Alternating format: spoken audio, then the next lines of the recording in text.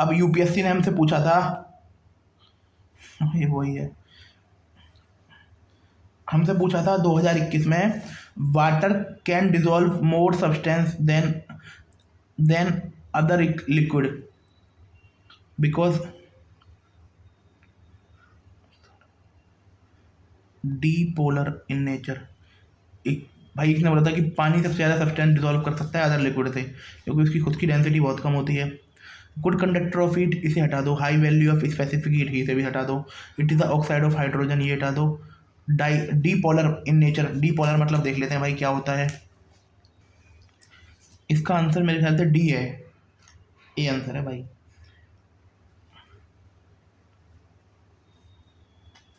Dissolve, ठीक है। Water is a good solvent, ये भी पी/क्यू है यार, ऑफ आयोनिक सॉल्ट। ये 1994 वाले का बी आंसर है, क्योंकि it has a high dipole moment. 1950 में पूछा था, द 2011 में पूछा था 50वां question. The surface of a lake in frozen, यार अब सही तरीके से करूँगा इस क्वेश्चन को, बिल्कुल सही तरीके से पढ़ूंगा, बिल्कुल करना ही करना है।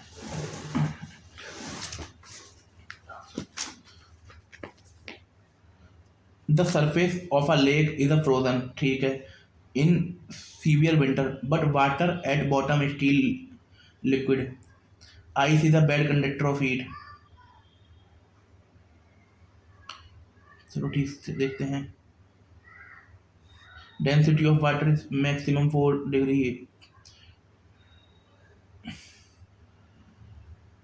Since the surface of the lake is at same temperature, there is no heat. Lake is same temperature, there is no air or no heat is lost. B answer है 2011 वाले का, सी आंसर है भाई। नहीं पता भाई। Density of water is maximum at 4 degree Celsius, समझ में नहीं आया। Which of the following are is and are the example of chemical change?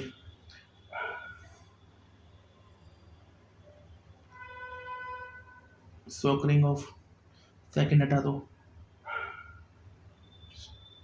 2014 वाले का क्रिस्टलाइजेशन ऑफ सोडियम क्लोराइड, नहीं बी आंसर है इसका 2014 वाले का, हाँ बी आंसर है। अब बाईपोलर नेचर, अब सर देखते हैं क्या बोलेंगे। UPSC has hidden the answer in the question it self conductivity and specific heat are eliminated immediately because dissolve more substance means accumulate other, ठीक है। It has nothing to do with conductivity and specific heat. A substance can accumulate other substance only if like other substance liking air means can attract. Option A can dipolar, meaning dipolar, it is dipolar meaning it has poles like magnet, मतलब thus can attract other molecules or substance। ये other, इसने dipole मतलब होता है जो 1994 में पूछा था, डायरेक्ट पी/क्यू पूछा है यार।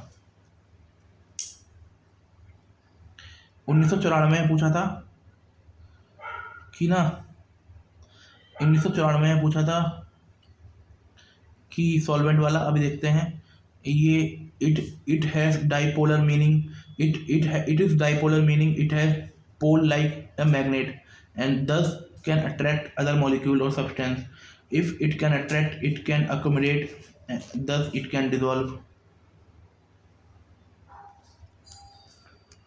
Water solvent particle properties, अब वाटर सॉल्वेंट प्रॉपर्टीज पढ़ लो। Universal solvent, water is often called a universal solvent because it can dissolve more substance than any other liquid, ठीक है।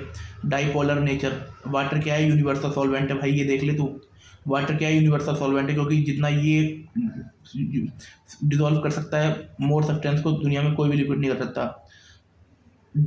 डिसपोलर nature, the primary reason of water excellent solvent ability it as is it depolar nature. Water molecules have a partial positive charge on one side जो water के molecule होते हैं ना, उनके पास उनके ऊपर पार्शियल पॉजिटिव चार्ज होता है एक तरफ hydrogen atom, and other partial negative charge on the other oxygen atom, allowing them to interact with various solutates. पानी के एक तरफ जो पॉजिटिव चार्ज होता है वहाँ पर हाइड्रोजन एटम होते हैं, और जहाँ नेगेटिव चार्ज होता है वहाँ ऑक्सीजन एटम होते हैं, और ये अलाउिंग करते हैं और इंटरेक्ट करते हैं वेरियस सॉल्यूटेट से. Hydrogen bonding, water form hydrogen bond with other molecules. Water form करता है hydrogen bond with other molecules which help to break down and dissolve ionic compound. और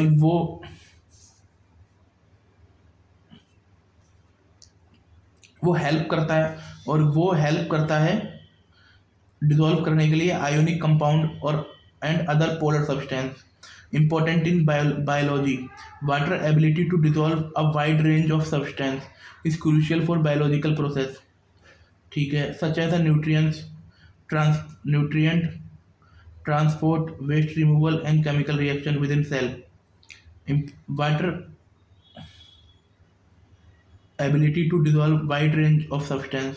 वाटर की एबिलिटी होती है to dissolve wide range substance, है ना, trap है. Dissolve wide range of substance is crucial biological process such as nutrient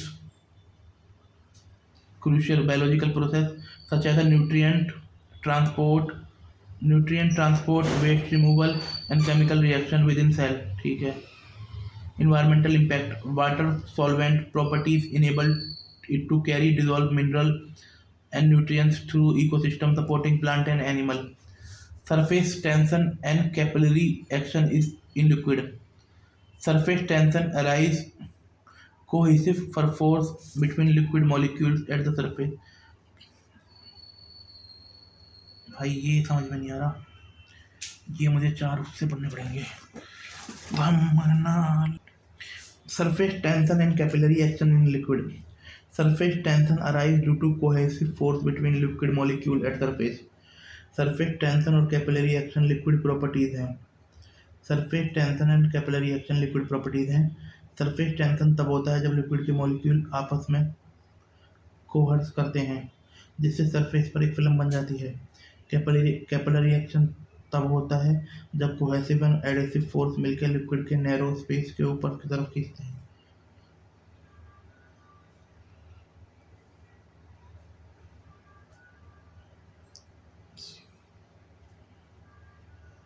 ये तो पहला था भाई. Surface tension arise from cohesive force. Surface tension का मतलब है कि लिक्विड की सरफेस एक तरह से खींचती है अपने आप को. ठीक है, लिक्विड की सरफेस. इसका रीजन है कि लिक्विड के मॉलिक्यूल एक दूसरे से धीरे धीरे चिपकते हैं, खास तौर पर सरफेस पर. जैसे पानी का बूंद अगर जमीन पर गिरी, पानी की बूंद अगर जमीन पर गिरी तो वह अपने आप को खुद राउंड शेप में बनाए रखती है. ये सरफेस टेंशन की वजह से है. लिक्विड की सरफेस अपने मॉलिक्यूल को ज़्यादा क्लोज रखती है, जैसे कि स्किन हो, जो लिक्विड को स्ट्रेच होने से रोकता है, मतलब लिक्विड को बहने से रोकता है. एग्जाम्पल, पानी जब आपने ग्लास में पानी भर रखा हो और अगर थोड़ा सा ज़्यादा पानी भर दें तो आप पानी के ग्लास के एज पर थोड़ा ऊपर, तो पानी ग्लास के एज से थोड़ा ऊपर खड़ा हो जाता है और बिना गिरने के ये अपने सरफेस टेंशन की वजह से होता है. ठीक है, पानी कोशिश करता है कि भाई ना फैले, खुद को जोड़े रखता है. Surface tension arise due to cohesive force between liquid molecules at surface. ठीक है, क्रिएटिंग अ फिल्म बन जाती है. Capillary action occur due to cohesive and adhesive force, allowing water to move narrow space from against gravity. अब surface tension पढ़ लिया हमने, अब कैपिलरी एक्शन पढ़ लेते हैं।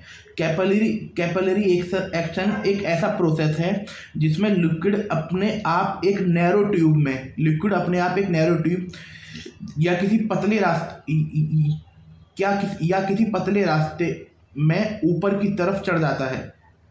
ये उस वक्त होता है जब लिक्विड मॉलिक्यूल अपने सराउंडिंग के मॉलिक्यूल जब लिक्विड मॉलिक्यूल अपने सराउंडिंग के मॉलिक्यूल से स्ट्रांगली अट्रैक्ट करते हैं। इसका एग्जांपल समझ लीजिए, अगर आप एक पतली ट्यूब को पानी में डालते हैं तो आप देखेंगे कि पानी ट्यूब के अंदर ऊपर की तरफ चढ़ने लगता है बिना किसी फोर्स के। सही बात है, मैंने देखा है। ये कैपिलरी एक्शन की वजह से होता है। ये कैसे काम करता है? एडहेशन, लिक्विड मॉलिक्यूल जैसे पानी अपने सराउंडिंग के मॉलिक्यूल से स्टिक, जैसे गिलास से स्टिक हो जाते हैं। कोहेशन, लिक्विड मॉलिक्यूल अपने बीच भी अट्रैक्शन रखते हैं। पानी अपने मॉलिक्यूल के बीच में अट्रैक्शन, कोहेशन, और ग्लास से अट्रैक्शन तो एडहेशन के बीच का बैलेंस बनाता है। ठीक है, जो पानी को ऊपर की तरफ खींचता है।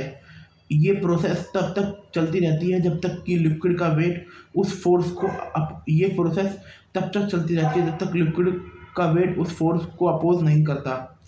प्लांट में पानी का मूवमेंट भी कैपिलरी एक्शन की वजह से होता है, जो रूट से लीफ तक पहुंचाने में मदद करता है। और ये इसी की वजह से लिक्विड नैरो स्पेस में अगेंस्ट द ग्रेविटी ट्रेवल करता है। ऊपर चढ़ जाता है ना पानी, अगेंस्ट द ग्रेविटी ट्रेवल करता है। अब इसका एग्जांपल है, अब देख लीजिए, डेली उसमें ले लीजिए, डेली सोर्स ले लीजिए, water forming droplet on surface. वो सरफेस टेंशन का उदाहरण है। और inking of pen relying on capillary action in nib. और जो ये inking of a pen relying on capillary action of nib, ठीक है, in nib. Biological, water movement in plant xylem vessel. ये हम पहले देख चुके हैं। Transportation of nutrient soil through capillary action, ठीक है, ये हो गया। ये कैपिलरी एक्शन की तरफ होता है। और ये भी जो होता है, जो जेलम में प्लांट में पानी ऊपर जाता है, ये भी कैपिलरी एक्शन की वजह से होता है। अब importance of water, high specific heat in climate regulation. Importance of water ये पीछे भी देख चुके हैं।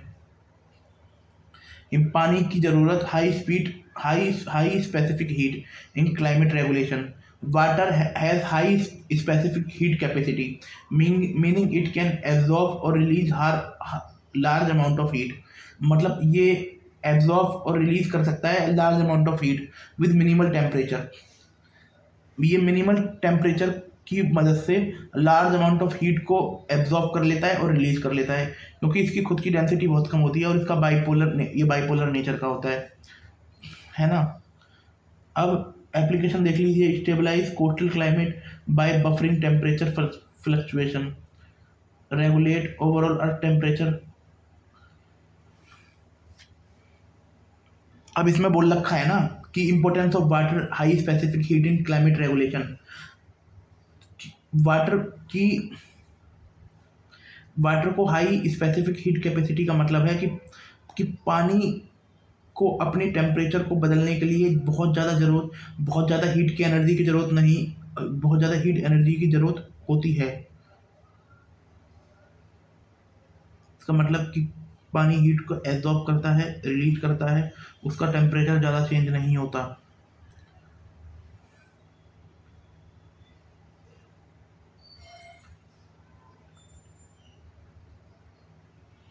हाँ, कि पानी को बहुत हीट की ज़रूरत पड़ती है एब्जॉर्ब करने के लिए। दोबारा पढ़ते हैं, पानी को अपने टेम्परेचर को बदलने के लिए बहुत ज़्यादा हीट एनर्जी की ज़रूरत पड़ती है। ठीक है, इसका मतलब ये है कि जब पानी हीट एब्जॉर्ब करता है या रिलीज करता है, उसका टेम्परेचर ज़्यादा नहीं बदलता। ठीक है, समझते हैं कैसे। स्पेसिफिक हीट कैपेसिटी ये क्वांटिटी है जो बताता है कि किसी सब्सटेंस को 1 डिग्री सेल्सियस टेम्परेचर इंक्रीज करने या डिक्रीज करने के लिए कितनी एनर्जी स्पेसिफिक हीट कैपेसिटी बताता है कि अगर किसी सब्सटेंस को 1 डिग्री टेम्परेचर अपना इंक्रीज करना है या डिक्रीज करना है तो उसे कितनी हीट की जरूरत होगी। अगर सब्सटेंस का स्पेसिफिक हीट कैपेसिटी ज़्यादा होता है तो उसे टेम्परेचर बदलने के लिए ज़्यादा ज़रूरत होती है। वाटर का हाई स्पेसिफिक हीट काफ़ी हाई होता है। इसका मतलब पानी को थोड़ा सा भी टेम्परेचर में चेंज करने के लिए बहुत ज़्यादा एनर्जी की ज़रूरत पड़ती है, इसलिए पानी को गर्म करने या ठंडा करने के लिए ज़्यादा वक्त लगता है। क्लाइमेट रेगुलेशन में इम्पोर्टेंस, हीट एब्जॉर्बेशन, जब दिन के वक्त धूप बहुत ज़्यादा होती है तो पानी अपने हाई स्पेसिफिक हीट की वजह से बहुत सारी हीट एब्जॉर्ब कर लेता है ना, और बिना अपना टेम्परेचर ज़्यादा बढ़ाए। इसका मतलब कि ओशियन और लेक ज़्यादा गर्म नहीं होती, जो क्लाइमेट को स्टेबलाइज करती हैं। हीट रिलीज, रात में जब टेम्परेचर कम होता है तो पानी जो हीट का स्टोर करता है वो धीरे धीरे रिलीज करता है, उसे रात के टाइम में भी टेम्परेचर सडन ड्रॉप नहीं होता। ओशियन काफ़ी लंबे समय तक हीट एब्जॉर्ब करते हैं और धीरे धीरे रिलीज करते हैं। ये टेम्परेचर फ्लक्चुएशन को कम करता है जो क्लाइमेट को स्टेबल रखता है। इसलिए वाटर का हाई स्पेसिफिक हीट कैपेसिटी सिर्फ क्लाइमेट को रेगुलेट करने में मदद करता है, बल्कि ये एक्सट्रीम वेदर कंडीशन को भी प्रिवेंट करता है। इसमें क्या बोल रखा था, और ये जो इसके कारण पसीना आता है ना, तो ये बॉडी टेम्परेचर को भी स्टेबल रखता है। Osmosis and diffusion across membrane, osmosis करता है एंड डिफ्यूजन करता है across membrane. Osmosis movement of water होता है, ठीक है। ऑस्मोसिस में वाटर मूव करता है लो सॉल्यूट कंस्ट्रक्शन से हाई सॉल्यूट कंस्ट्रक्शन की तरफ। ये मूवमेंट होती है सेमी परमिएबल मेम्ब्रेन के अक्रॉस, मतलब जहाँ पानी ज़्यादा होता है वहाँ से निकलकर जहाँ पानी कम होता है वहाँ चला जाता है। सही है, ये तो सिंपल सी बात है। अगर आप किशमिश को पानी में डालते हो तो पानी किशमिश के अंदर चला जाता है, ये ऑस्मोसिस है, ठीक है। अब डिफ्यूज़न है, मूवमेंट ऑफ पार्टिकल होता है, पार्टिकल मूव करते हैं हाई कंसंट्रेशन से लो कंसंट्रेशन की तरफ। इसमें कोई मेम्ब्रेन की ज़रूरत नहीं होती। ऑस्मोसिस में मेम्ब्रेन की ज़रूरत होती है, इसमें कोई मेम्ब्रेन की ज़रूरत नहीं होती। एग्जांपल, अगर आप परफ्यूम स्प्रे करते हो उसकी स्मेल धीरे धीरे हर तरफ फैलती है, ये डिफ्यूज़न है, ठीक है। अब दोनों में ना हाई से लो की तरफ जाते हैं।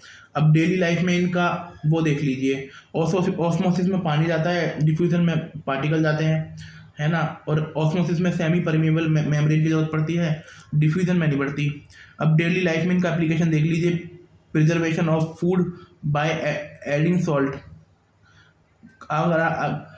मतलब सॉइल को प्रिजर्व करने के लिए सॉल्ट लगा दो, डिहाइड्रेट बैक्टीरिया थ्रू ऑस्मोसिस, ठीक है। Sugar dissolving evenly in water diffusion, sugar dissolving in water diffusion, इसका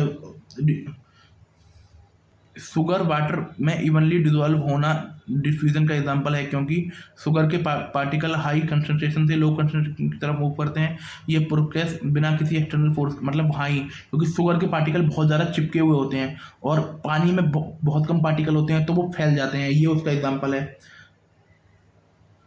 food preservation by dehydrating bacteria through osmosis का एग्जाम्पल है वर्क लाइक दिस। जब हम फूड में सॉल्ट या शुगर डालते हैं तो बैक्टीरिया के सेल से बाहर निकल जाता है और ऑस्मोसिस के थ्रू, जिससे बैक्टीरिया ड्राई हो जाते हैं और मर जाते हैं और फूड ज़्यादा समय तक सेफ रहता है। हाइड्रोफोबिक एंड, अब ठीक है, और इसका एग्जांपल हो गया nutrient and biological transport in cell, absorption, water absorption by roots in plant, ठीक है, ये इसके एग्जांपल हो गए। अब hydrophobic and hydrophilic interaction, hydrophobic substance पानी को अट्रैक्ट करते हैं, पोलर, वाइल हाइड्रोफिलिक सब्सटेंस पानी को रिपील करते हैं, non polar. These interaction influence molecular behaviour in aqueous. Hydrophilic substance polar होते हैं जो पानी को अट्रैक्ट करते हैं, जैसे सॉल्ट या sugar. Hydrophobic substance non polar होते हैं जो पानी से दूर भागते हैं, जैसे ऑयल, भाई पानी में कहाँ थोड़ी मिलता है। और शुगर एंड सॉइल, शुगर ये दोनों ही सब्सटेंस हैं, और शुगर, ऑयल और तुम्हारा सॉल्ट ये पानी में मिल जाते हैं। ये इंट्रैक्शन पानी एक्वी ओएस एक्वेस पानी वाले इन्वायरमेंट में मॉलिक्यूलर बिहेवियर को अफेक्ट करते हैं, जैसे प्रोटीन को फोल्डिंग करना, मेम्ब्रेन बनाना, सॉल्युबिलिटी पर असर डालते हैं। ठीक है, daily life waterproof material repel water due to hydro जो वाटर प्रूफ मटेरियल होता है ये हाइड्रोफोबिक प्रॉपर्टीज होती हैं। Cleaning with soap, working with forming micelles while hydrophobic trail, ये भी जो क्लीनिंग ऑफ सोप है और बाय फॉर्मिंग मिसल्स, ये भी हाइड्रोफोबिक है। Trail trap oil and hydrophilic head interact with water. जरूरी चीज है कि प्रोटीन फोल्डिंग डिपेंड करती है हाइड्रोफोबिक एंड हाइड्रोफिलिक इंटरेक्शन पे, है ना। देखो जो सॉफ्ट क्लीनिंग में मिसलिसिस बनने से होती है। अब सॉफ्ट क्लीनिंग में सॉफ्ट के मॉलिक्यूल हाइड्रोफोबिक तेल और ऑयल ग्रीस को ट्रैप कर लेते हैं, और हाइड्रोफिलिक हेड पानी से इंटरेक्ट करते हैं। ठीक है, इससे ऑयल पानी में डिज़ोल्व हो जाता है और वॉश हो जाता है। ठीक है, प्रोटीन तो इसकी मदद से बनता ही है। Cell membrane structure rely on hydrophobic and hydrophilic region. सोच लीजिए ये कितना आम है। जो साबुन के अंदर ये बनता है ना, मिसलिसिस, ये हाइड्रोफोबिक और हाइड्रोफिलिक से मिलकर बनता है। ठीक है।